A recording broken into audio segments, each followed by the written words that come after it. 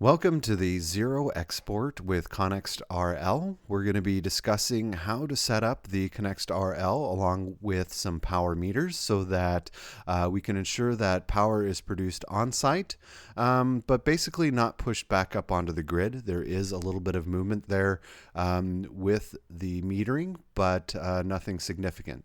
So our agenda for today is we're going to be talking about both safety, defining some of the terms that we'll be talking about, going into where this product and this idea is going to best fit, overall application of the system, just how it all goes together, exactly what you're going to need for that solution, a wiring diagram on where everything's going to land and make sure that we're doing that correctly, along with setting that system up so that we actually have that zero export and are listening through Modbus via the programming. And then finally, when everything's said and done, with the Combox, we have monitoring both on-site as well as through Insight that will allow us to see what that system's doing from anywhere in the world.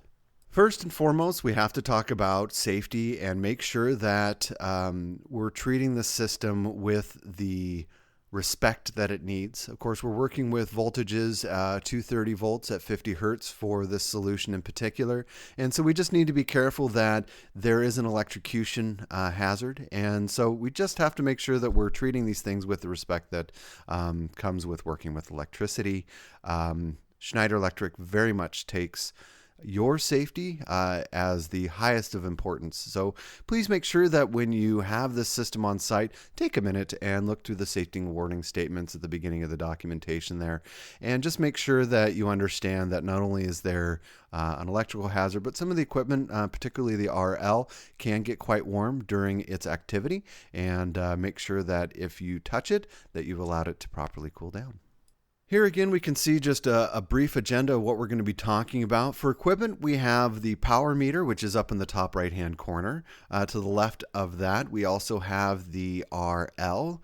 Down on the left, we have the Combox, which will allow us to do both the programming and monitoring, as well as the central device for Modbus.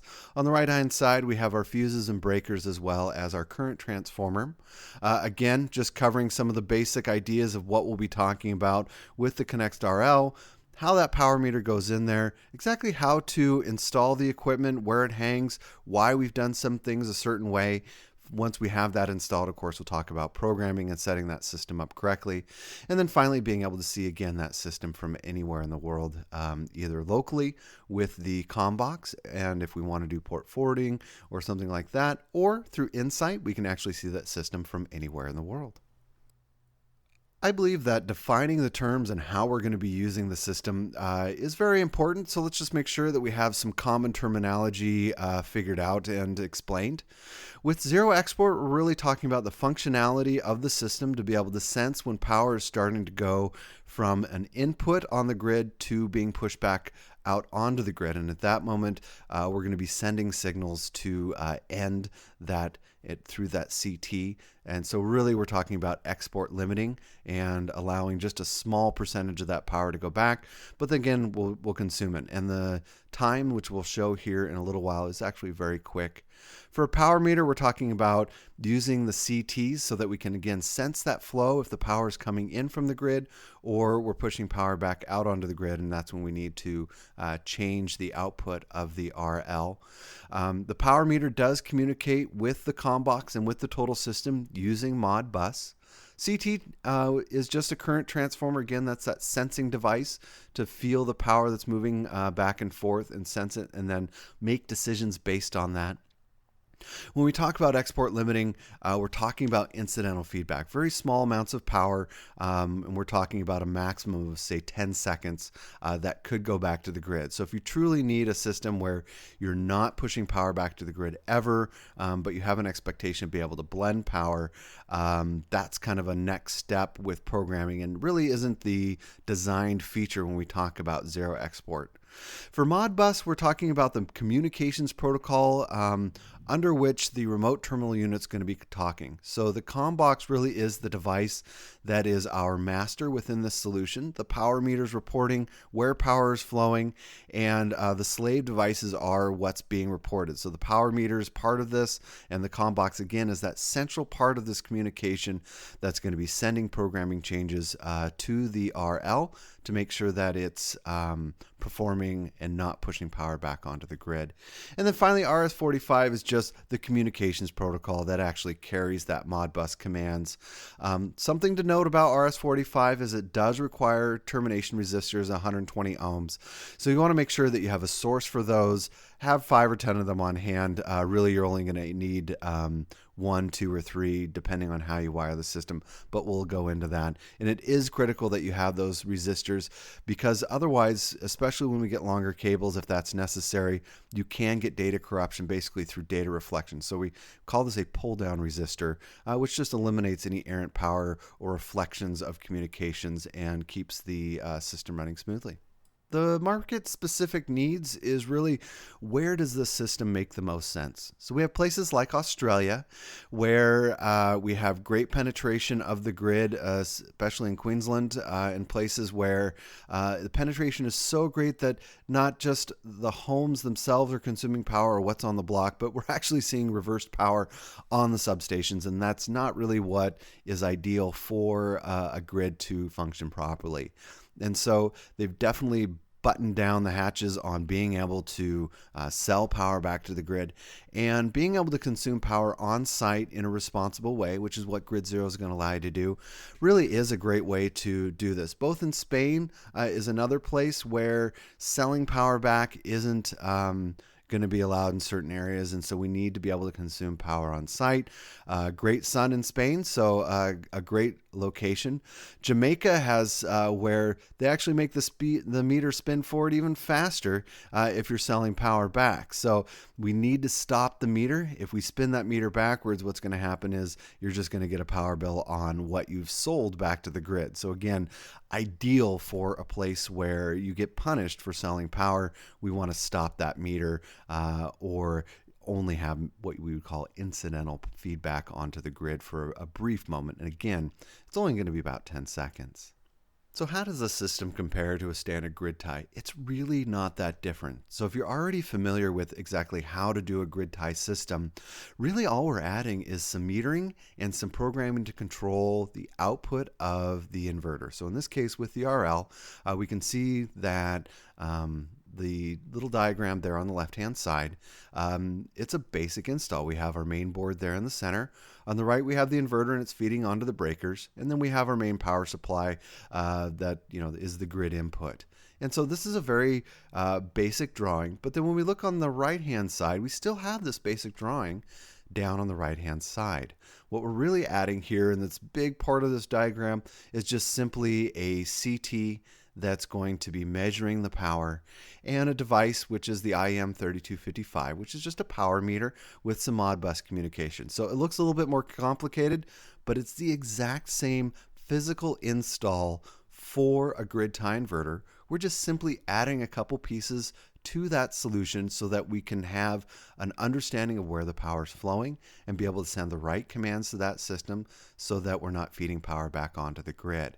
So again, very simple. If you already know how to do a grid tie inverter, imagine doing that and then adding a CT, a little power meter, a little bit of programming, and the system's up and ready to go. So very much designed and meant for installers who are familiar with this and just want to be able to have that added control with the system. What we're going to be talking about today with the different power meters is there's kind of two to choose from. This presentation really is going to be kind of aimed towards the IM3255, just simply because I believe it is the most versatile, whereas the IM3155 has some natural limitations. So there on the left-hand side, we see that we have the IM3155. It is a 63 amp direct connect solution, so it allows for larger wires to come through the system up to 16 millimeters squared. But again, we have limitations so that if you have a main board that is 100 amps, this may not be the right solution for this, you need to go with a larger system. And so that's where the IM3255 comes in.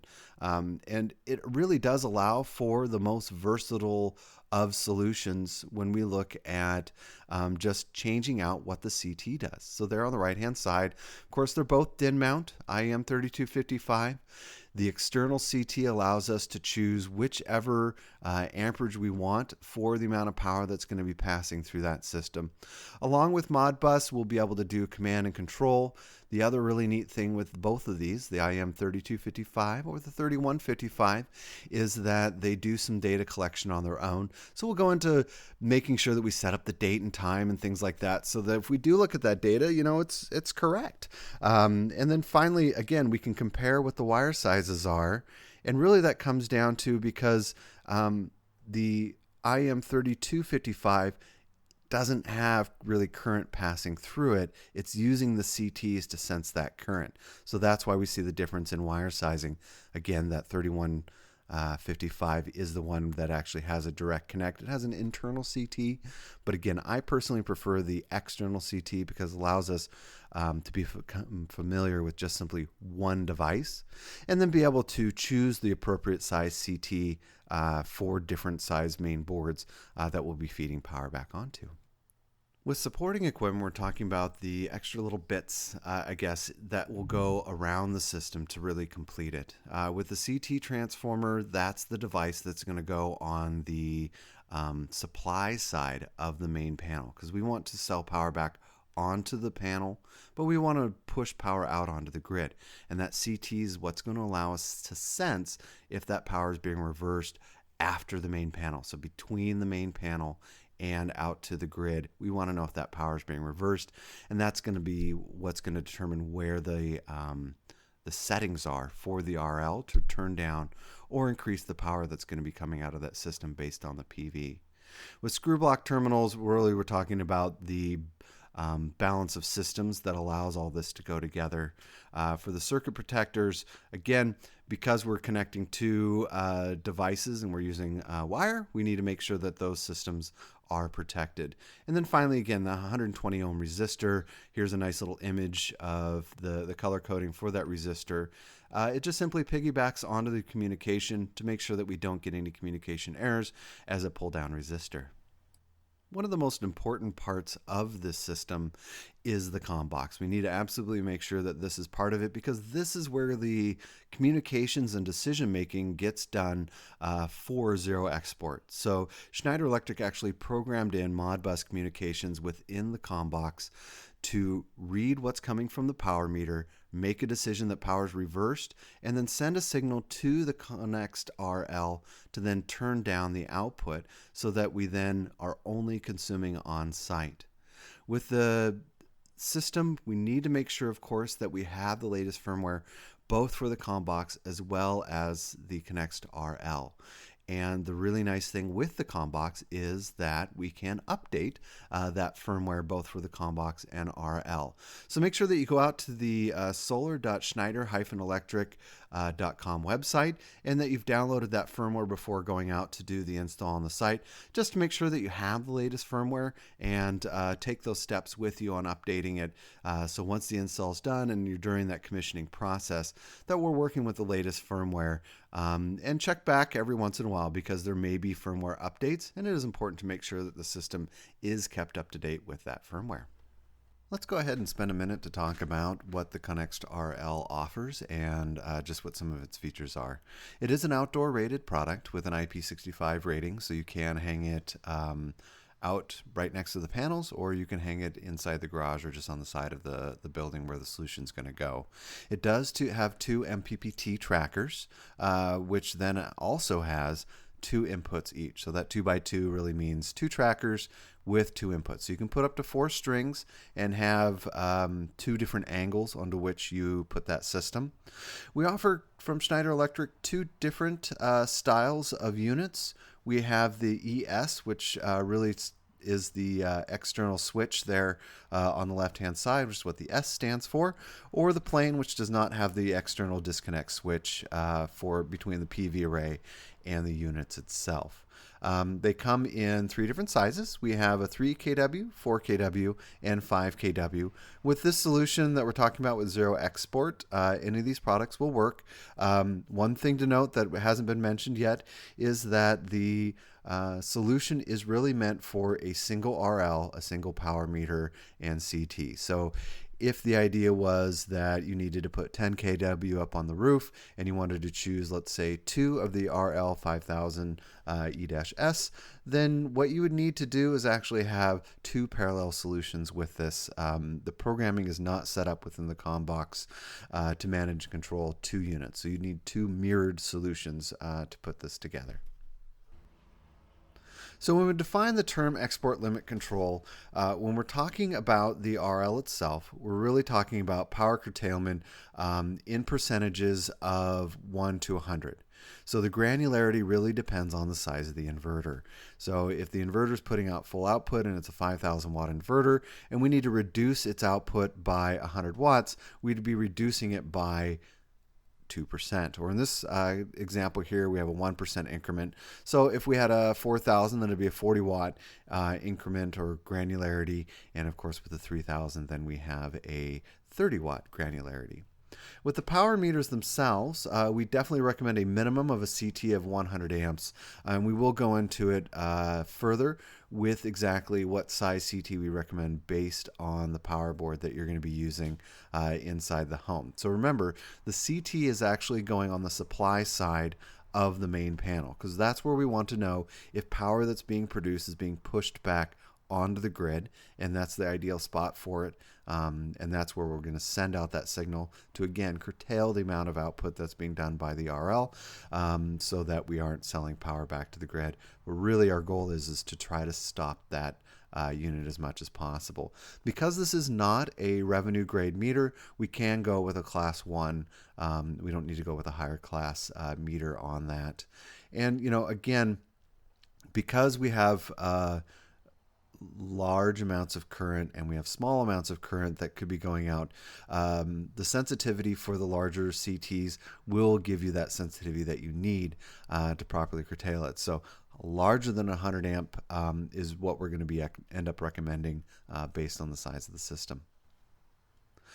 With load curtailing, we have to understand exactly what that response time is. And again, to reiterate the idea that this is not going to guarantee that we never sell power back to the grid. There will be moments where power can get pushed back. Things like dynamic loads where big loads come on and then turn off, that's going to be very difficult to make sure that system doesn't push power back.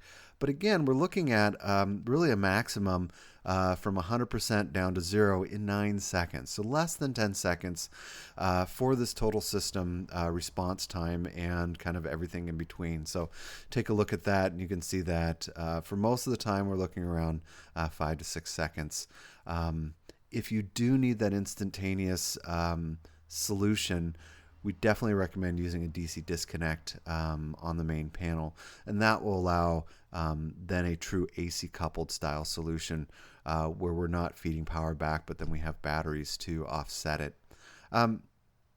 We cannot program a permanent negative draw from the system. Yes, definitely with Modbus and a microcontroller, you can make that microcontroller the master within the solution and write up a script that will do something very similar that's within the Combox, but always guarantee that we have a negative draw so that we aren't accidentally pushing power back onto the grid. Most of the time, they're going to be measuring that in 15-minute increments. And that's really where the RL is perfect because we're talking about a maximum of 10 seconds. And depending, again, if we have large dynamic loads, we could see that meter moving back and forth where power is being incidentally pushed back onto the grid. So just depending on what the jurisdictional requirements are could really determine what is the best solution.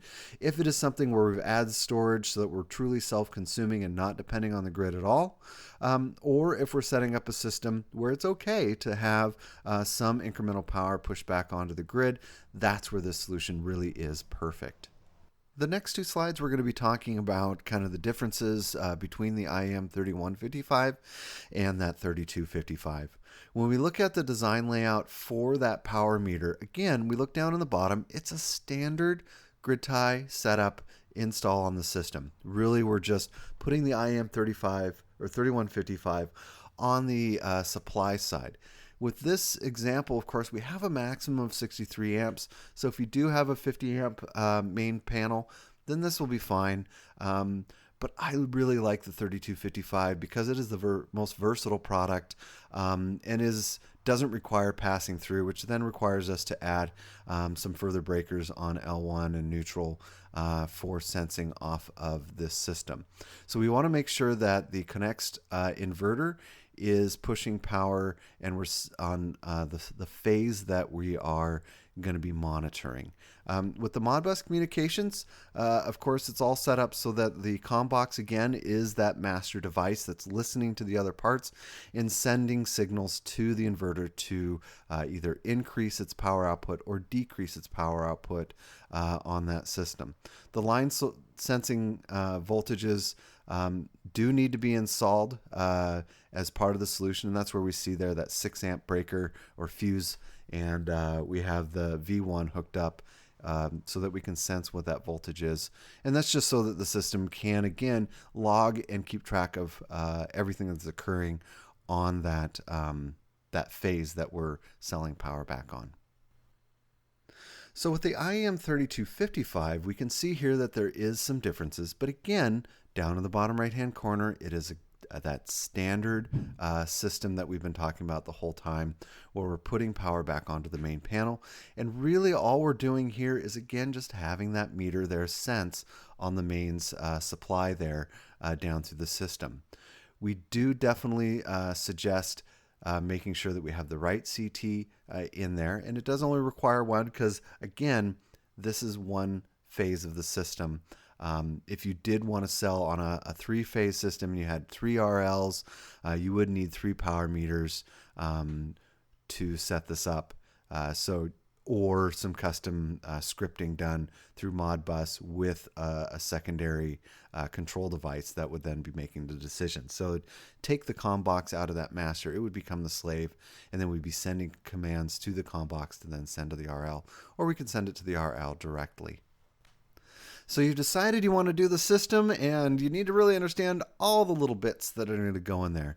And again, I kind of spoke at the beginning. I personally favor the IEM 3255, so this is the bill of materials that I'm suggesting for this system. So we have the IEM 3255. Of course, we have the communications Combox, which is that central point that's sending out of the controls. The CT for this example is a 200 amp, but the very next slide we'll be talking about a table that we'll recommend based on the supply side and how large of a main board that we're talking about. Terminal blocks that are going to be part of the solution for measuring, as well as just making sure that we have the right places to land pieces. So we have screw terminal blocks for the neutral. We have fuses that are going to be used both on the CT as well as the voltage sensing lines. 120 ohm resistor, that's very, very important to make sure that we have those so that we aren't we have that pull down resistor essentially, so we don't have the reflections inside the communications. And then finally, just a DIN mount box. The really nice thing with this solution is that all of these parts that we've talked about are DIN mount. The Combox would sit outside of it because you do want to be able to get at the Modbus communications and whatnot, and as well as the USB for doing updates and whatnot. So the DIN mount box just really mounts and puts together this whole system. So what is the right current transformer? Here we can see on the right hand side we have some nice tables along with some part numbers that definitely suggest what is the right size based on our feeder line. So if we have less than 63 amps, again we can choose to use the IEM 3155. Anything larger than that, then we're going to be start using that external current transformer, and we can see here that if we have 125 amp feeder, then we want to use a 300 amp CT. Again, only need to use a class 1, just simply because this is not a revenue grade metering system that we're trying to put together. We're just trying to understand where the current is flowing and be able to make decisions off of that. So part of the system that we have to make sure is done correctly, again, because we have the resistors that we're using as a drop down, we have two different options for connecting the Modbus. The one on the left hand side with the IEM 3255 allows us to use the resistor that we're going to need, a physical resistor on the Combox side. But then also down in the bottom, we need to have another resistor there on the IM 3255, and that's just simply going to piggyback within the same connectors that we already have available to us, both with the Combox as well as the IM 3255. And this is actually the one that I think is the best idea. One thing that we can do with the RL, because it does have on the board, and I'll show you that in a second, is a termination resistor that we can turn on or off. So that drawing on the right hand side does only require a single resistor, but I don't think is as elegant because it kind of requires us to use some custom wires. And in the next slide, I'll kind of talk about why it is that I choose the one on the left. It just means you need one other resistor, pretty inexpensive, but I think is a more elegant way of actually landing your conductors for Modbus. So remember in the slide, that previous drawing, and I was kind of pointing towards the left drawing where we're actually passing Modbus essentially, or daisy chaining through the RL. Now, this can create some issues if the RL is up on the roof next to the panels. Instead of running that down, it just means that you're going to end up running a little bit further on your cabling. So we're using standard Cat 5 or Cat 6 cabling for this. The thing that I like about this idea is, yes, you can see here with the green arrows in the bottom left-hand side and the bottom right-hand side, we have two resistors that are going across the communications, so the D1 and D0. But it allows us to run these Cat 5 cables up into the Combox and then back out again just using standard Cat 5. And simply what we're going to be doing is clipping the Cat 5 cable, the heads off of them, and stripping out and using pins 4 and 5 and 8. So we have our communications lines on 4 and 5, and then our ground wire on 8. So it just makes for a really clean daisy chain. If you prefer it the other way, that's fine. I just found this a cleaner idea of making the RL kind of the central portion of the daisy chain instead of using it as one end of the daisy chain. You do need to make sure on this card that we have the resistor here set to off. So that off setting there, it's that little red block. Just switch it over to off, and that will allow that system to become part of that daisy chain. It just is clean. I like it. So now that we've chosen the RL, we've done the install, we've made sure that the wiring is all in the right places, now we need to go through the steps of actually setting the system up. So we're going to spend some time going through exactly how to set up the power meter and the steps that are involved to make sure that we have this system set up correctly. So the next few slides we're going to be covering exactly how to set up the power meter and as well as the Combox. If this is followed step by step, this will enable the zero export option within the Combox, as well as make sure that the power meter is properly set up to send those signals out to the Combox and as part of the Modbus communication and communicating to the Combox through the CT that the power meter is using to send that out. So let's go ahead and get into that part, and we'll cover it here shortly. There are some small differences between programming the IM 3155 or the 3255. The focus for this programming is actually going to be on the IM 3255 because we're going to be setting up and programming what size CT we actually put into that system. Because these are the advanced features within the programming, and that's what we have to set up with the IM 3255, we do need to go into the configuration, which is just simply pressing the OK and escape at the same time, which will allow us to go into the config. And it's going to ask us to set up the wiring. And yes, we do want to change that. And the very next step after that is just simply putting the password in, which is kind of like putting your high score in on an old video game. You just scroll through and do 00 10, and that will get us into the menu system on the power meter. The thing to note about the power meter, it is a 3-phase power meter, but the programming and everything that we're going to be doing is just going to be monitoring a single phase of that system. So when we want to go in and do the wiring, we need to set the system up so that it is set to single phase 2-wire line to neutral. So we can just simply press OK on the wiring, because yes, we do want to change that wiring type again to that single phase 2-wire line to neutral. Pressing the down arrow will allow us to scroll through the different menu options, and then we're going to press OK. With the wiring of the VT, no, we don't want to set that to a yes. We want to make sure that's no, and then we're going to hit OK. And then we're just going to simply say, hey, where is that CT? So we're going to go ahead and choose the CT is on L1. And again, pressing that down arrow button is what allows us to scroll through the menu options, make sure it matches the one CT on L1, and choose OK. Then it'll say, are you sure you want to save these settings? And we'll go ahead and hit yes or the OK button, and that allows us to save those settings. So CTs have actually a ratio. And the part numbers that we suggested earlier have this ratio, and so this is kind of the example that we're going to be using.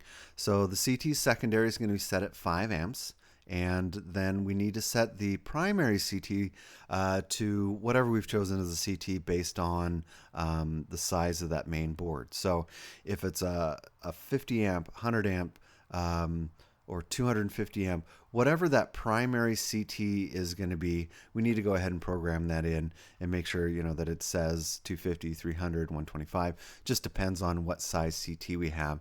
The voltage transformer is internal to the device, so we just need to set it up as the 100 volts.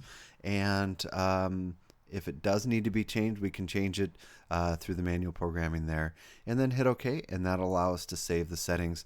And that's setting up both the current transformer as well as the voltage transformer to the proper ratio. And again, just as to repeat myself a little bit, the voltage transformer is internal, so these settings aren't really going to change, but the current transformer will change based on the current transformer that was chosen for the IM3255 that has the external transformer option to it. So because the Conext RL is a 50 hertz unit, of course we need to tell the power meter that we're working with 50 hertz frequency. So if it was set at default when you got it and powered it up to 60 hertz, yes, we do need to change that. Hit OK, and then hit the frequency. You can hit the down arrow button. It is a 60 hertz, but very likely we'll want to leave there at that 50 hertz. Hit OK, and save settings, and move on to the next. So again, we're just going through each individual step to make sure that we're setting up the IM3255 power meter to match exactly what the system is, so that it properly reads and reports that data over to the Combox, and then the Combox can make those decisions for the RL. Because the IM3155 or 3255 do have data logging options, we do need to make sure that the date and time is set correctly. So we can go through and set up the date and time just simply through a very simple process. It's choosing OK to change, and then day, month, year, save the settings, and then go through the time. It is military time, so make sure that if it's in the afternoon, that we're not putting it at 0700, but if it's 7 o'clock at night, then we put it at 19. Of course, here we have 1:45 p.m. In this example. You can change it through the up and down arrow buttons, and then go ahead and save settings once for the date, and then save settings again to make sure that the time's set up. If you ever do want to get into the logs on that power meter, you'll know that the date and time is correct, and that is important because if you're doing any troubleshooting or looking at what the system is reporting, being able to understand exactly the right date and right time is critical to interpreting that data. So we're working our way through the menu system, and we do need to make sure that the digital input status is set to normal. We want to double check this. So communication change, hit OK, and just double check to make sure that it is set to normal, and then hit OK to then save the system, or hit escape to return back to the main menu tree that we've been working our way through. Now that we've got the IM3255 set up, it knows what it's supposed to be reading, both with voltage as well as current through the CT, and we've got the date and time set up. We now need to set up the communications to make sure that the Combox knows exactly where it is and it's within the parameters that the Combox is looking for. So we do want to change the communications, and we want to set the slave address up to say 110. There's actually a window of numbers that we want to set up. Setting it to 110 is the right number.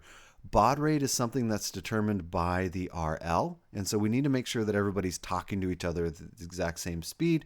And so setting up baud rate to 9600 is the right number. We can't choose anything else. So make sure that that system is set up. Again, because this is a slave device, within Modbus communications and the Combox is the master, we need to make sure that we're setting that slave address up to 110, let's say. And we don't need any parity, which is telling if the system it's an error checking solution. We don't need that for this, and then we can just simply set it to none and save those settings. Because we are working our way through the communications portion of this and through the tree within the IM3255 power meter, we want to make sure that we set up everything correctly. And the final step to this is COM protection. And we actually want to have this disabled. So we do want to change it. Choose the down arrow button to then set it to disabled and go ahead and save the settings. So that sets up the entire system. One thing to remind you is as we've moved through the system, one of the things that we put in was the slave address for the IM3255 at 110. And I'm going to show you in the next slide exactly why we're going to set that to 110. Then we're going to set the RL to a different number. And that's that window of numbers that we're going to end up telling the Combox to look for within the communication, so that everybody is talking and basically knows where everybody else is within the Modbus communication system.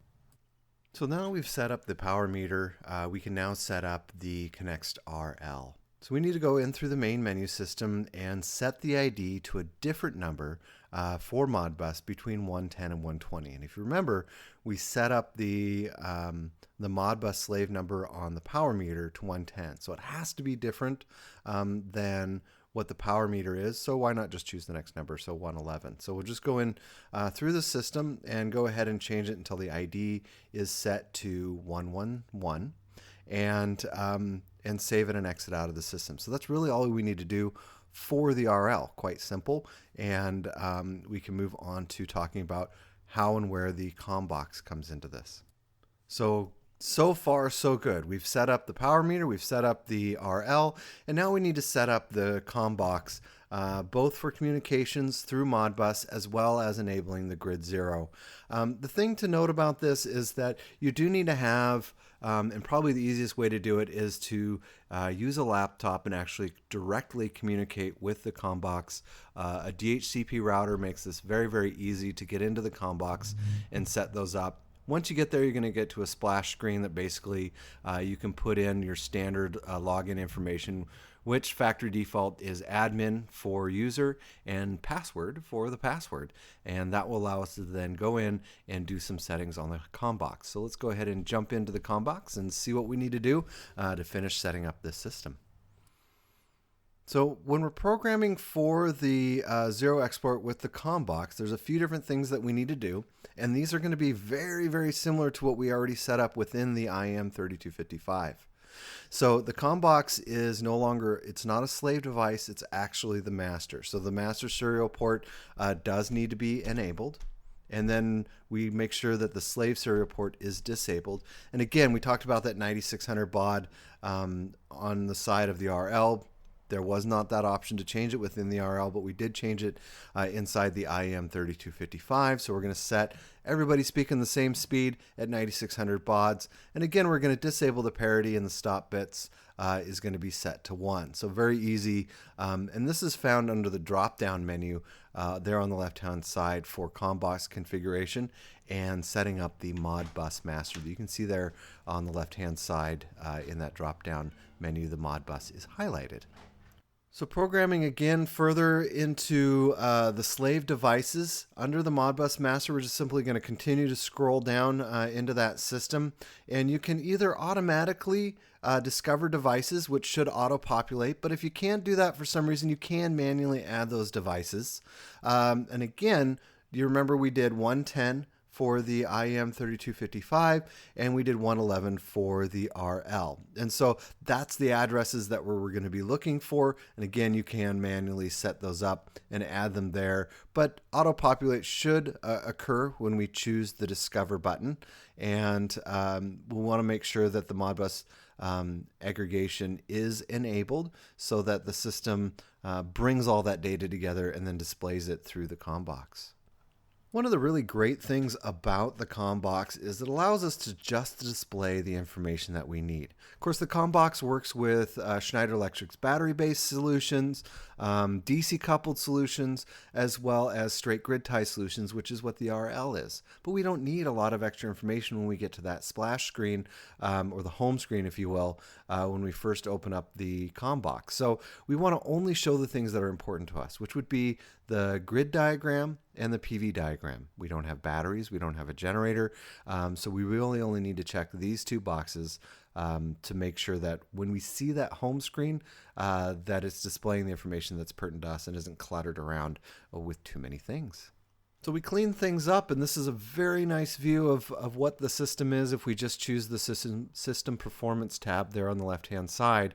Again, because we chose only to show what we want, we can see the grid power, and it should mostly be 0 watts because if we are truly offsetting what we're consuming inside the system, that will be 0 watts. At night, if the sun isn't shining, then we're going to see a slightly different number because we aren't supplementing that power with solar. On the solar side of things, we can kind of get an idea of what we're consuming in the home because the solar is going to be offsetting that number. The RL is that central device there with the 3 squares in a circle, and that's really what we're going to be seeing being able to produce power or stop the meter. So the thing to remember is that the Combox is the master device. It's the one that has the scripting and the programming inside of it to actually take care of the system and make sure that it's listening to the IM 3255 and then sending the appropriate signals out to the RL. And in this case, we need to make sure that that script is enabled. And the way we do that is under Combox configurations. We choose settings and we scroll down until we find 0 inverter output. And this is where we're going to choose to go from disabled to enabled. So once that's enabled, that enables that script and the Combox begins listening to those Modbus devices and sending out those signals to stop the meter. So this is really the final step for programming. So we're done. We've done the programming. So let's go ahead and look at and talk about exactly how the system's going to perform and what we can see to make sure that the system's doing what we expect it to do. And that makes using the Combox very easy because it's also going to be metering out these things and showing some very powerful graphs for us to look at. For load demand and offset, we're going to see sort of a mirror image of production versus consumption. And so we can see here on this graph that for most of the day, especially on the left-hand side, we can see a sawtooth going up and down. And this is a test that we did with equipment so that we could see how the system responded to those. But we can also see where we've zoomed in a little bit that the solar is not keeping up with the loads. So the loads are coming on and they're coming off, but we can see that the solar isn't producing enough power. So the above is power consumed and the bottom part is power produced. And during high insolation periods, this should truly mirror each other. But if a cloud rolls over, then what we're going to see is the loads are going to stay the same, but what we're offsetting with the solar production is going to reduce. So the red line there on the bottom is actually going to shrink because we just don't have enough power to offset it. So ideally, it'll be that kind of 1-to-1 number. This will all be displayed under grid energy meter. And you can see here that we have the PV and AC daily summary sheet. And that's really where we're going to look for that mirroring and be able to make sure that that system's operating properly. One thing to note about this system is it does rely on communication to turn the RL power output up or down. And there is a couple things that we can do to set up the IM3255 if we decide to, that will actually create a situation that we have an extra level of safety or control. There are some jurisdictions that will say, great, you can do this, but how do we know that you're not going to accidentally sell back power at any given time for a greater length of time? And so what we can do is we can actually use the IM3255, and within that we can set up alarm points. And we can just simply use a contactor between the RL and the main panel. So we just disconnect the hot, and that allows the system, if it is selling more power than it should back onto the grid, we can actually disconnect it, and we can avoid that situation. And then once the system drops out, because the RL is now disconnected, we can put a delay timer in there, and that's going to go until it times out, and then we'll start that cycle over again. But it's a great way to guarantee that we're not going to be pushing power back for more than 15 minutes. Not going to really go into too many details on that, but just to say it is definitely possible to add another level of protection above and beyond just doing the RL and hoping that system works perfectly. If it doesn't, what do we do? This is just a way of managing that power on a second level if the jurisdiction asks for that sort of guarantee. So we've got just a couple of slides left to go through, and just as a review of some of the things that we've talked about, zero export is a fantastic way of making sure that we're not pushing power back onto the grid through management with a CT. But there are some circumstances where it's not going to be compatible. Again, variable frequency drives where we have very large inductive loads come on and off. If the expectation is that this system is not going to sell power back very often and for very short periods of time, this can really throw a wrench in the works, if you will. And so just things to be aware of. If you've oversized your PV compared to the grid forming inverter, again, we need to make sure that we're sizing the array to the existing RL. So you can't put 8,000 watts of PV onto a 5,000 watt RL. With minimum power input, you can't set the system to say, hey, I always want to draw 5 amps off of the system. Definitely doable, but again, you would need an external device and your own Modbus scripting to manage that. The point of the solution with the Combox and setting this programming up and the scripting that's already come with zero export is really meant to keep things simple, and that's how it was set up. If you do need that, always drawing a little bit off the system or off of the grid to make sure that the system's never pushing power back. Again, that's going to be an external device with its own Modbus scripting to manage that for you. So final thoughts on this whole thing. Again, I can't reiterate this enough. If you're already comfortable doing a standard grid tie inverter install, really all we're doing is adding a power meter, a little bit of programming that we've already walked through, and you end up with a very robust but simple design that shouldn't push comfort levels too far because, again, it's just a meter that we're adding. The actual PV install, the connections to the main board are all very standard. If you've done it once, you've already done this solution. We're just adding that metering so that we can make decisions based on it.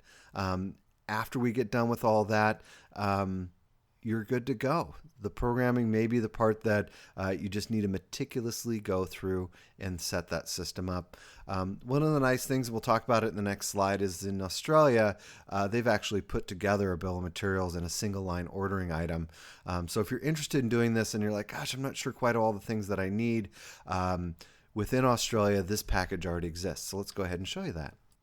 So in Australia, there is that prepackaged kit. The part number is listed right there, the 8065-1058EXL250, and that comes with that 250 amp current transformer, Combox, everything that you need, including the box itself and labeling to put the system together. So reach out to your distribution in Australia, and they can help you put together an order for this. It makes sure that you get all the right things that you need, including the DIN box to mount everything together, and even that little fuse holder for the voltage sensing as well. So everything you need in a box for the Australian market. So really that is going to finish up our presentation.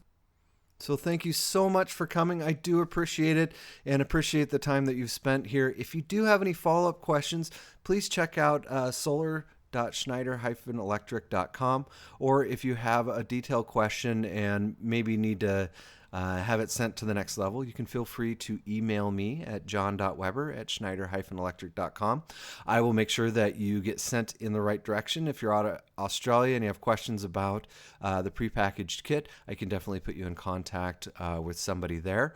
Or just a general question, we can definitely make sure that it gets answered. So again, thank you so much, and I appreciate your time during this presentation. And please check back. We're going to be doing a lot more of these throughout the year, and look forward to seeing you guys then.